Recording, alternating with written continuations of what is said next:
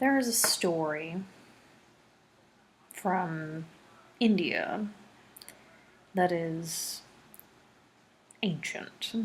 I have no idea how old it is, but since I am a huge nerd, and you can try to steal my lunch money, on Spotify, of all places, there is 48 hours of lectures from Joseph Campbell. I have listened to about 24 of those 48 hours over quite a long span of time. But there's a story that he, even in the fraction of the time that I have been listening to it, he's told 3 times. And he seems rather fond of this story, and I am too. It is a story about a tiger who's raised by sheep. And it's kind of funny in a way, but it kills me when I hear it because I relate to it quite a bit. So, the story starts out with an orphaned tiger wandering around in the jungle, and he comes upon a farm where there's much sheep. And the sheep, confused, but not threatened, they see this baby tiger and they're like, we'll take him in. He can be one of us. So the tiger grows up, bleating like a sheep, but coming from a tiger. He's eating grass, vegetarian diet, and he just looks aside. He blends right in. But one day he's wandering out into the jungle, just casually roaming around, and he encounters other tigers. And these tigers see him, and they're like, who are you? You're one of us. What are you doing wandering around all by yourself? Are you related to anybody that we know? Where'd you come from? And the tiger baws at them. And the tigers are like, something is up with this youngling. Oh God. Star Wars. Something is wrong with this young cub. We should probably address it. And, the young cub explains, like, oh, I'm a sheep. My family's back there on that farm. Tigers are just like, the fuck are you talking about? You're one of us. Like, why are you eating grass and talking like that? And they're like, come hang out with us. We'll show you what it's like to be who you are. So they teach him how to roar.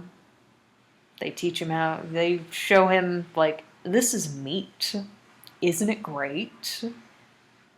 Baby tiger eats the meat. He's just like, oh my God, I've been missing out on all of this for so long. Why did this just feels so right. Why did I ever think I was a sheep?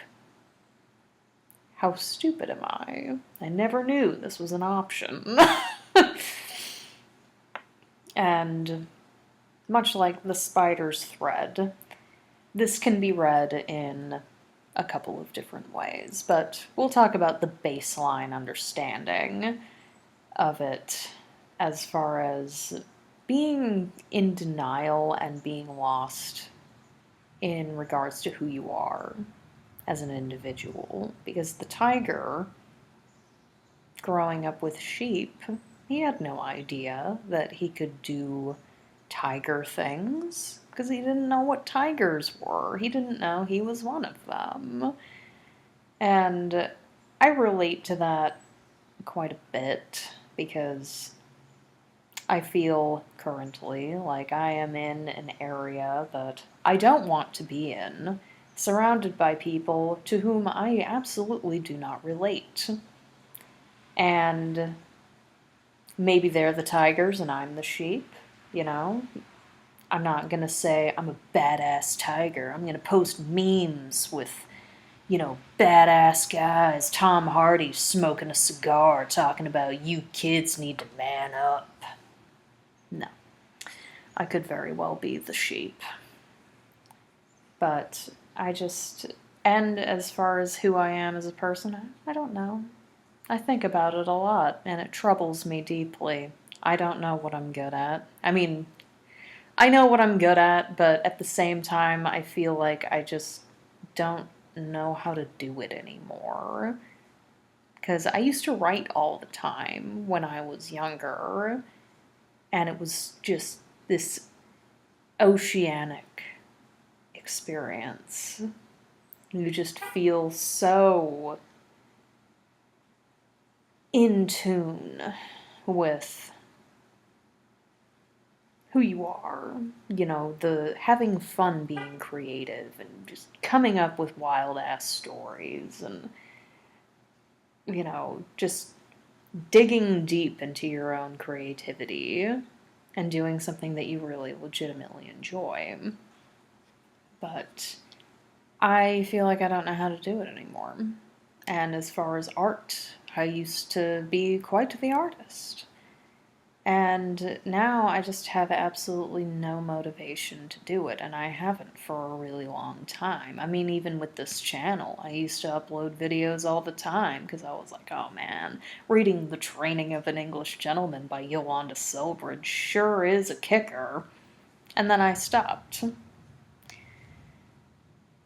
And it's one of those things where I have considered maybe I've just grown out of it.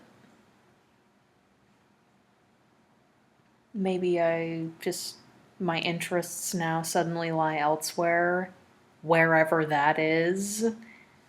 And there was a video I watched on here that posed a question that I'm angry that I cannot answer because so many other people can.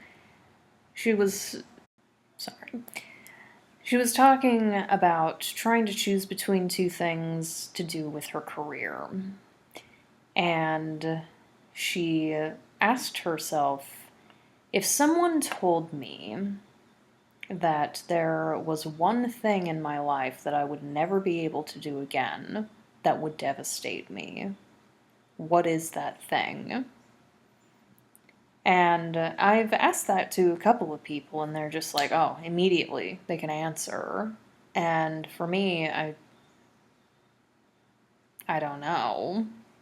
I think at one point I probably knew the answer to it, but anymore, I'm not so sure. And I'm in a new decade of my life. I'm about to turn 32. And part of me, I'm just like, this, my 20s, I kind of lost my way a little bit.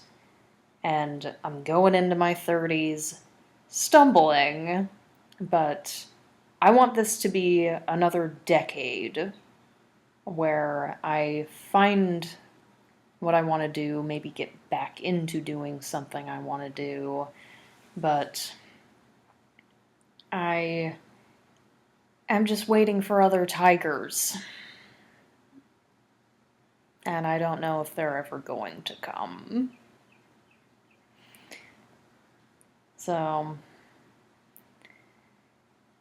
that's my life at the moment. It's frustrating and sad. I feel like I'm just in this huge slump creatively. And, making these videos is kind of fun. I'm not reading what everyone is subscribed to my channel to hear, unless they want to just look at my face and listen to me talk, in which case, welcome.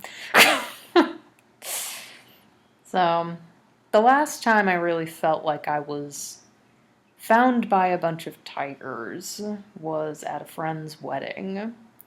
And it was full of a bunch of people who were absolutely not in the same field as me, but they all thought I was one of them. And I was flattered, because I was like, I definitely do not have that same education, but thanks. And it was a really good environment to be in. It made me feel good to be there, but it's not necessarily my passion. I guess it is in a way, but I don't know.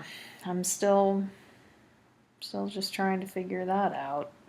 And wish me luck that I do someday, because it's really making me sad, quite honestly. Anyway, that's the story of the sheep and the tigers. Hope you enjoyed it. And definitely look for Joseph Campbell on Spotify, because he talks about a lot of comparative mythology. If you're into film analysis, he is brought up quite a lot.